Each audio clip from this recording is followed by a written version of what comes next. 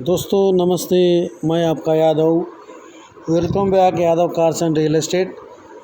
Friends, आज अपने पास cell के लिए हैदराबाद में ये 2022 मॉडल है और Maruti Baleno sigma 1.2L ISS 5 hatchback है ये और 5 सीटर है।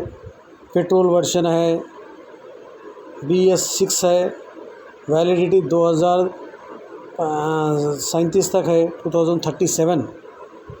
दोस्तों रीडिंग जैसो ओनली 10,000 रीडिंग है। दोस्तों आपको इसका रेट है 6,70,000 बोल रहे दोस्तों। और दोस्तों आपको वीडियो अच्छा लगा तो लाइक करिए, शेयर करिए, कमेंट करिए और मेरे चैनल सब्सक्రైబ్ करिए। థ్యాంక్ యూ दोस्तों। ప్రేక్షకులకి నమస్తే అండి, నేను మీ యాదవ్ని। Welcome back Yadav cars and real estate. Friends, ఈరోజు మన దగ్గర సేల్కి హైదరాబాద్లో 2022 మోడల్ అండి Maruti Baleno sigma 1.2L ISS 5 hatchback ఉందండి। ఇది 5 సీటరు పెట్రోల్ వర్షన్ అండి, BS6, వ్యాలిడిటీ 2037 వరకు ఉందండి।